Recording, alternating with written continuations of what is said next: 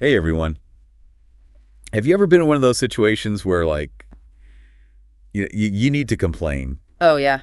but you just don't want to be that customer? Right. Today we're doing a deep dive into polite English complaints Yeah. so we can all learn how to voice our dissatisfaction, you know, Effectively. effectively and gracefully. Yes. Yeah, and we've got this awesome guide. It's called Polite English Complaints, a guide to dissatisfaction.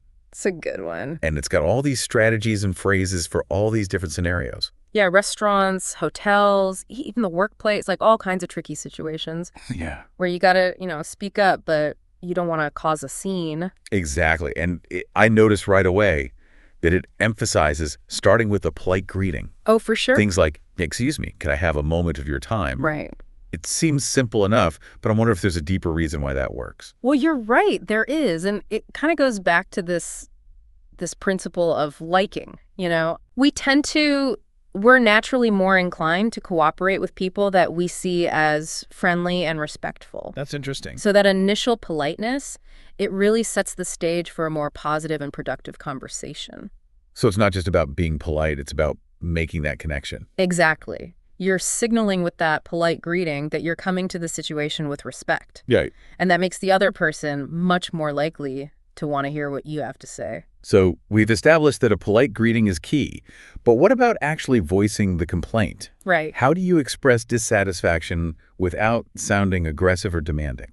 Yeah, that's where softening language comes in. Okay. The guide highlights phrases like, I was wondering if, or I hope you don't mind me saying. I can see how those would be helpful, Right. but wouldn't those sometimes come across as a bit manipulative? That's a fair point. Like you're not really just wondering. Yeah, you want to be genuine. Right. But I think the real power of softening language is it shifts the focus from confrontation to collaboration. Oh, okay. So instead of attacking or blaming the other person, you're kind of inviting them to be a part of the solution. No one likes to feel cornered Right. or like they're put on the spot. Yeah. So softening language just kind of creates a more open and receptive atmosphere. I see what you mean. So it's like you're saying, hey, we're in this together. Right. Let's try to find a solution that works for both of us. Exactly. And that can make a huge difference, especially when you're dealing with a tricky or sensitive situation. Okay, so we've covered the importance of a polite greeting and softening language. Right. But what about the complaint itself? Yeah. I imagine there's a fine line between being polite and being so vague that your message gets lost. Absolutely. And while courtesy is essential, being clear and concise about the problem is just as important. Okay. The guide emphasizes the need to state your complaint directly but respectfully. So it's about finding that sweet spot between being assertive and being respectful. Yes, exactly. Right. Like, for example, instead of just saying, my food is cold, which is vague and could be interpreted in different ways. Yeah. You could say something like, excuse me, I'm sorry to bother you, but my food seems to have gone cold. Would it be possible to have it warmed up? Ooh, that's a good one. Oh. It's polite, but it also clearly states the problem and suggests a solution. Right. And that clarity is crucial for making sure that your message is understood and that your needs are met. So we've talked a lot about the words we use when we complain, but what about our tone of voice and body language? Oh, yeah. The guide seems to suggest that those nonverbal cues can be just as important as the words we say. Absolutely. Yeah. I mean, you could use the most polite phrases in the world, Right. but if you're scowling and your tone is harsh, it's going to undermine your message. So even when you're frustrated, it's important to try to maintain a calm demeanor and a friendly tone. It can completely change the whole dynamic of the interaction. Yeah. It shows the other person that you're approaching the situation respectfully, Right. and it encourages them to do the same. Yeah, I'm starting to see how all these elements really work together to create a more effective and positive communication style. It's like building a house. You need a solid foundation of politeness and respect. Then you need clear, concise communication as the walls. Oh. And then a roof of positive, nonverbal cues to tie everything together. I like that analogy. Yeah. So we've laid some really good groundwork here Yeah. about the general approach to these situations. Right. But the guide also gets into some specific scenarios, Yes, it does. which I think will be really useful for our listeners. And, you travel quite a bit. I do. Yeah. So let's start with hotels. Okay. Imagine you get to your hotel room and it's just not what you expected, Mhm. you know? Maybe the cleanliness isn't up to par. There's some issue with the amenities. Yeah, that classic hotel room letdown. It happens. It happens more often than we'd like. Right. So in that moment, Mm-hmm. what's the best way to address the situation, without turning into a bridezilla? Yeah. Well, the guide actually suggests a phrase like, "Excuse me, my room isn't quite as I expected. Could we please discuss a solution?" I like that it's direct, but not accusatory. Right. It's like, hey, there's a problem, but I'm confident that we can work this out together. Exactly. That's that collaborative tone that you want to establish. Okay. And remember, hotel staff are generally there to help. Right. They want you to have a good experience. They do. Okay. So hotels can be tricky, but I think we've all been there with those late deliveries. Oh, yeah. Tell me about it. The anxiety is real when you're waiting for a package and it's just like lost in transit. It's so frustrating. So what does the guide suggest for these situations? Should you just unleash your fury on the delivery company? Well, as tempting as that is, the guide recommends a calmer approach. Okay. Try something like, "I was expecting my package to arrive today, but it hasn't arrived yet. Would you be able to check the status of my order, please?" Okay, that's interesting. Yeah. I usually just go straight to, where's my package? Yep. But I can see how adding that extra politeness makes it a little less confrontational. Exactly. And it acknowledges that things happen. You're not necessarily blaming them right off the bat. You could even add something like, "I understand there may be delays, but I'd really appreciate an update." That makes me sound so much more reasonable. Right. It's like, hey, I'm on your side. Let's work together. It really does. It's amazing how a few carefully chosen words can make such a difference. Huge difference. Yeah. Okay, so we've got hotels, we've got deliveries. Right. What about just general bad customer service?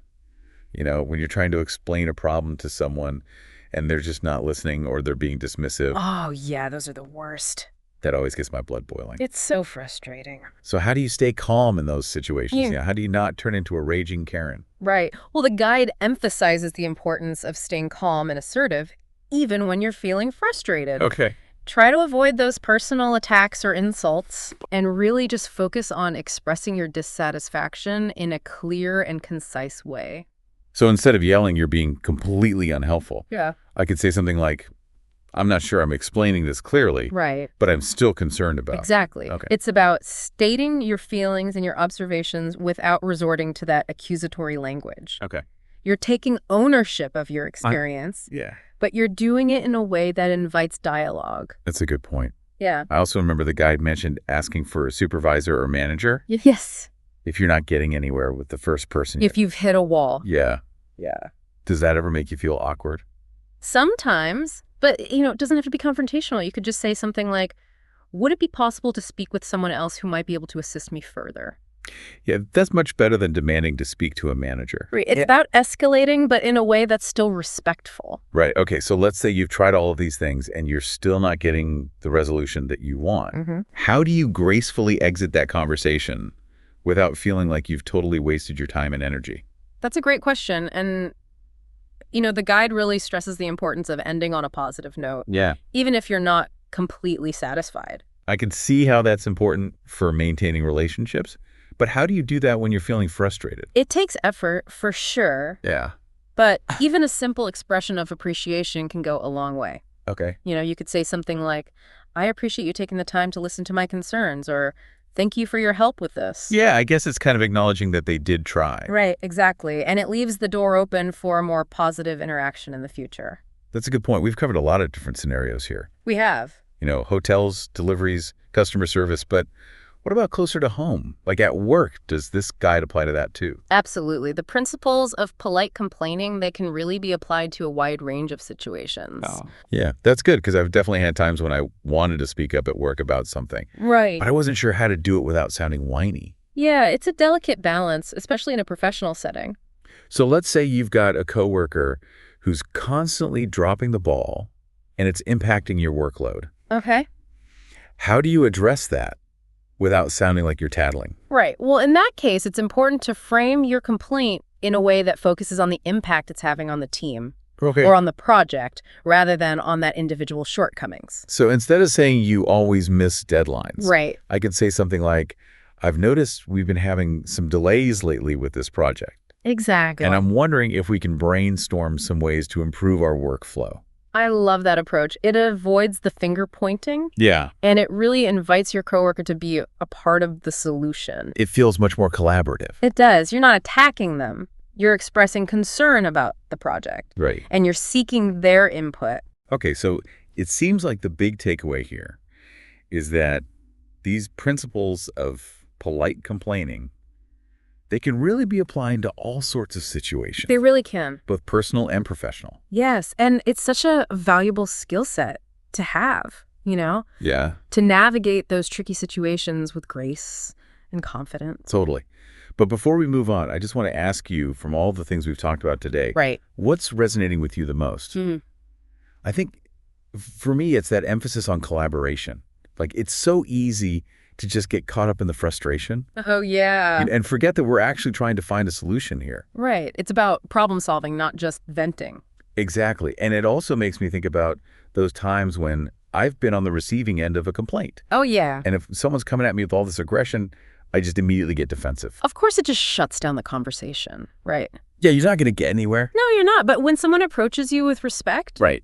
and you can tell that they genuinely want to work things out, you're much more likely to listen to what they have to say.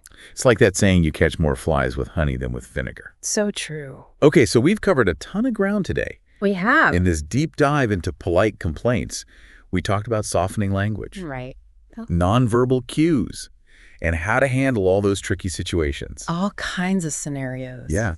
And now I want to turn it over to you, our listener. Yes. Think about a time when you had to complain about something. It could be anything. Maybe a product or service, a situation at work. We've all been there. And think about how you approached it. What language did you use? What was your tone like? Yeah. And most importantly, what was the outcome? Did you feel heard? Did you get the resolution you wanted? And if not, how could some of the strategies we talked about today help you handle that situation differently next time? Maybe you could even write down a few of the phrases that resonated with you. Yeah, make yourself a little cheat sheet. Yeah, exactly. So the next time you find yourself in that situation, you'll be ready. You'll be prepared. Yeah, you'll have your tools. And remember, practice makes perfect. The more you use these techniques, Yeah. the more confident and comfortable you'll become. So true. Well, thank you so much for joining us today on this deep dive into the world of polite complaints. It's been fun. We hope you learned a few things that you can take with you. And until next time, keep learning, keep growing. And remember, The squeaky wheel gets the grease. but it's all about how you squeak.